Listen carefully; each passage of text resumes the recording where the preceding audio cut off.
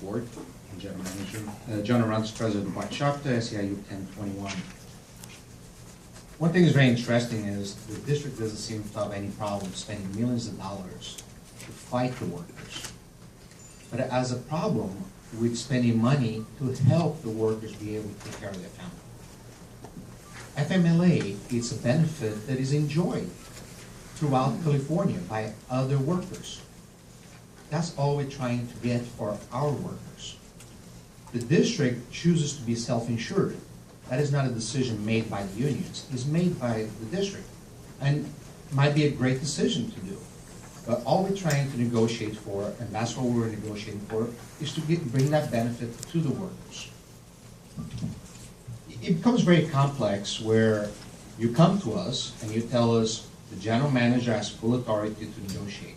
We invite each and one of you to come to negotiations, to observe negotiations, to participate in negotiations, to have your input.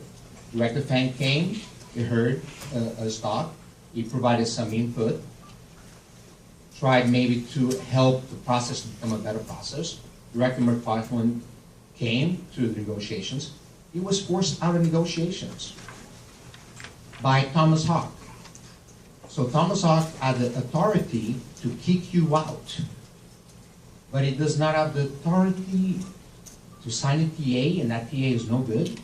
So it becomes very complex here. So who's running the show? So all of a sudden now you're running the show, but you were not running the show before. Someone else was in charge of running the show that time, but now they were not in charge of running the show. But then you couldn't even come and be present at negotiations. I thought you guys were the bosses.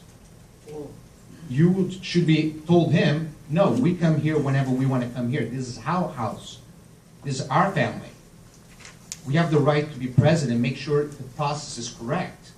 But now, when you discover that something went against you by your employees or your contractors making a mistake, all of a sudden now you're outraged, but you were not outraged by the possibility of running trains with untrained people, the possibility of trying to bust the unions, possibility of oppressing the workforce, and creating morale problems within the district.